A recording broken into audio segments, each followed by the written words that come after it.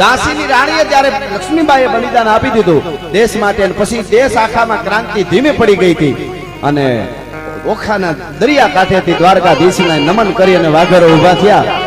ગોળીઓ લાગે છાતીમાં, લોહીના ફુવારા ઉડે, અને વાઘેરો કહેતા હતા ધાર ગોળી લાગે, લોહીનો ફુવારો ઉડે.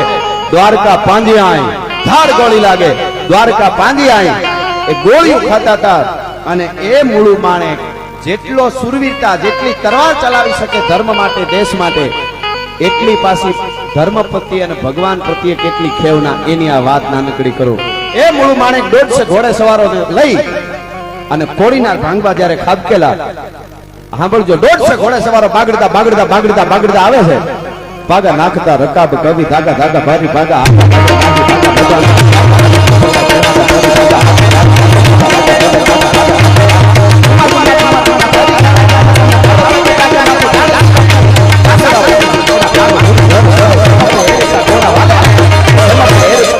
આપણું ચારણી સાહિત્યના ગીતો છે.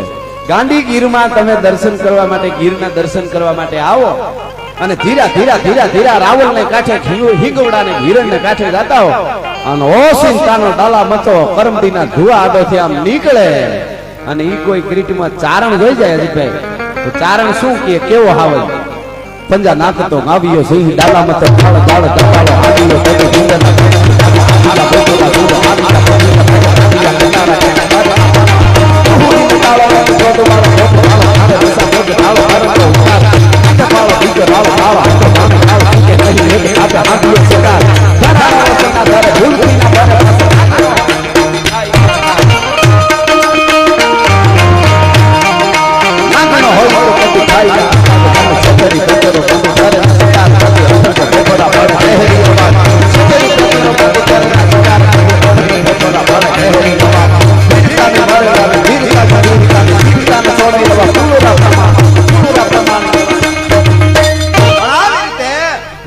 માણેક નામનો બારવટીયો કોડીનારના ચોકમાં ઉભો છે, હાથમાં બંદૂક છે, કડે તલવાર છે, અને મૂછની માથે આમ હાથ દે છે, અને ગામને બારવટીયા લૂંટે છે. બાગડતા બાગડતા બાગડતા ધૂળની ડમરી ઉડી, કાડાડા કાચ કાડાડા કાચ કાડાડા કાચ દરવાજા બંધ થવા માંડ્યા કોડીનારના.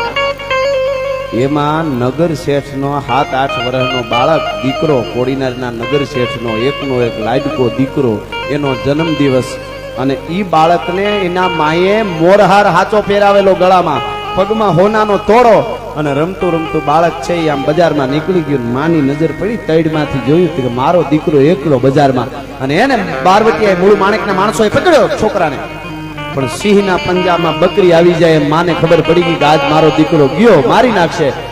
એ પકડ્યો તો રાડ ફાટી ગઈ. માની માં છે ને જનેતા જનેતા છે. આ માવડીઓ બેઠા બધા. એક નાનકડી વાત વચ્ચે યાદ આવી એટલે કહી દઉં. કિરીટમાં દવાખાનામાં કોઈ ગરીબ બેન દીકરી પોતાના બાળક 6 મહિનાના બાળકને લઈને દવાખાને લઈ ગયા, અને દવાખાનામાં એટલે ડોક્ટરે કીધું કે જોઈ લીધું છે ને, આ દવા તમે લઈ આવો, અમારી મેડિકલમાં નથી, થોડી દૂર ફલાણી જગ્યાએ મળશે. એ માં દવા લેવા માટે ગઈને બાળક ન્યા રાખ્યો. નર્સું ડોક્ટર રમાડે રમાડે, બેનને થોડી આવતા વાર લાગી, અડધી કલાક છોકરો રાયડું નાખી નાખીને ગાંડા જેવો થઈ ગયો. અરે ડોક્ટર નર્સું બધી આમ કરે, રમકડા આપે, ફલાણું વાલાલો ઉલુલું ઘણું કર્યું, બાળક સાનો ન રહ્યો. માં આવી, આવતા હોય માએ હાથમાં લઈને મારો દીકરો કર્યું ને, છોકરો સાનો રહી ગયો. એટલે ડોક્ટર સાહેબે કીધું, બેન એકચ્યુઅલી તમે જે હા હું કર્યું એ ભાષા થોડી અમને સમજાવી દો, શીખવાડી દો, તો અમારે બાળકો રોતા હોય ને એની મમ્મી આદાવળી હોય તો અમારે સાનું કરવા માટે એ અમને થોડી ભાષા શીખવાડો. હા હા હુમાં તમે શું કીધું કે તમારો છોકરો, અમે અડધી કલાક થા સાના રાખતા હતા, નહોતો રહેતો, અને આ તરત રહી ગયો, એ ભાષા અમને શીખાડો. ત્યારે એ ગામડાની બાઈએ કીધું, બેટા હા હા હુની ભાષામાં સમજવું હોય તો મારા પેટ અવતાર લેવો પડે, એ કોઈ ભાષા નથી, એ તો જનેતાની ભાષા છે, એ તો માની ભાષા છે, જનેતાના પ્રેમની ભાષા છે. એવી જનેતા, એવી માં, માની નજર પડીને જોયું મારા દીકરાને બારવટીયાએ પકડ્યો, રાડ ફાટી ગઈ. એનું નામ માધવ હતું, છોકરાનું બાળકનું. એ માધવ એને છોડી, એને દઈ દે, હાર દઈ દે, ઘરેણા દઈ દે, તને મારી નાખશે માધવ તને હું બીજો લઈ દે, એને આપી દે. માધવ એ અવાજ મૂળુ માણેક નામના બારવટીયાના કાને પડ્યો. તેથી મૂળુ માણેક એટલું બોલ્યો તો, હે ભા इनी के छड़ी दे, इनी जो नालो माधव आए, माधव अच्छा जो पे ए भाई एने छोड़ी दे, एनु नाम माधव से, अन माधव अपना बाप द्वारका वाला नु नाम से, एने लूटाय नहीं, एने छोड़ी दे, एनु नाम माधव से. નામ ઉપર આટલી અસર પડતી હતી. કેવડી ધર્મની ખેવના, ધર્મની આમાન્યા, પણ એનું નામ માધવ હતું ને એટલે. બાકી ચિંટુક મોન્ટુક ડોટર હોત ને તો પેલા ડોકી મરડી નાખત અને પછી મને એમ લાગે છે કે એના ઘરેણા કાઢત. નામ આરે આપણે વાંધો નથી, પણ કે ખારા નામ હોય તો સારું રહે. એના અહીં આપણી પરંપરા જળવાય છે, એટલે આવી આપણી ઉજળી પરંપરા છે. પણ છેલ્લે મને જે ગમતું ગીત આપને પણ ગમે છે એટલે કુંવર અંદરીનો ગોપીઓ ને એને રોયડું રાવણનો રાજ, એમ અમરેલી ઉપર આજ ખાનાની રામો ધખ્યો થાય. અંગ્રેજને આવડું લઈને એને કરીને વાળાને વાત નકર જર્મન જેવી જાત દુનિયામાં રહેવા દેત નહીં રામડો. અંગ્રેજને જર્મન આથડા બળિયા જોધા બે એવું ત્રીજું ગેરમાં તે રણ જગાડ્યું રામડા. ઈ રામ બાળાને લડાવતા ગીગા બાપુ બારોટ કહે છે,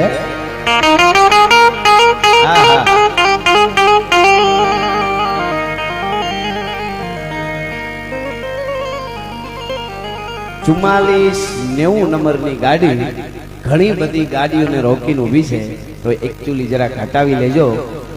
મરદ મરે તો માર્ગ મૂકીને મરે હો. એટલે જરાક લઈ લેજો. એ તો ખ્યાલ ન હોય રહી ગયો હોય, આ તો ખાલી આનંદની વાત છે, પણ લઈ લેજો. 44 90 નંબરની ગાડી, બરોબર. વાહ, તમે સૌથી હવાયા છો, સદા ભરપૂર લાગો છો, અને મીઠેરી મીઠ માંડો તો નયનના નૂર લાગો છો. આ તમારો પડકારો પ્રેમ હો. અમે આટલા થોડા કરી છે. આજ 29મો લગભગ પ્રોગ્રામ, 29ની રાત તો અમારે આ અહીંયા છે, અને સતત હજી આગળ ઓલો મહિનો પૂરો થઈ ત્યાં સુધી છે. પેલું વેલું જે લિસ્ટ બેને હતી અમને બીક લાગી હતી કે આ બધું પૂરું થાય અને કેમ થાય.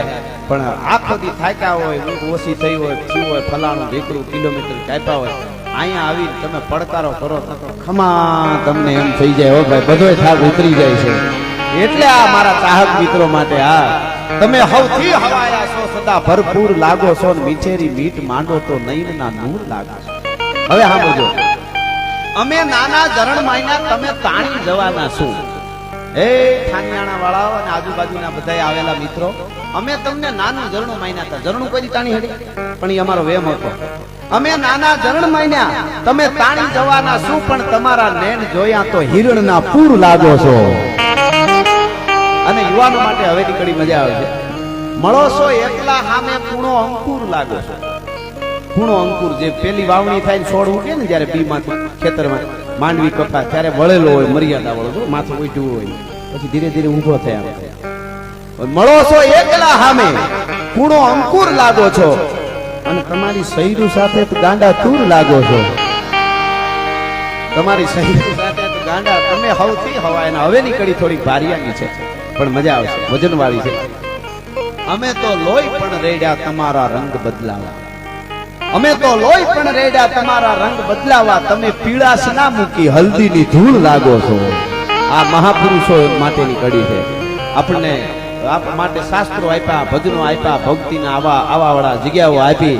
હલ્દીના ધૂળ મુખમાં જોજો.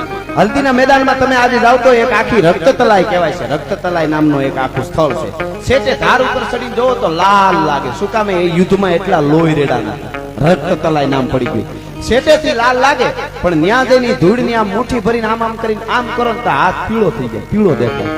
અમે તો લોહી પણ રેડ્યા તમારા રંગ બદલાવા. તમે પીળાશ ના મૂકી હલ્દીની ધૂળ લાગો છો. તમે સૌથી હવાયા છો. અને છેલ્લી કડી, રહો છો મૌન મહેફિલમાં, જરા એક વાહ તો આપો. બાપો બાપો, રહો છો મૌન મહેફિલમાં, જરા એક વાહ તો આપો. તમે તો રાજના ચાહક ઉંચેરું કુળ લાગો છો. તમે સૌથી હવાયા છો, સદા ભરપૂર લાગો છો, અને મીઠેરી મીઠ માંડો તો નયનના નૂર લાગો છો. એટલે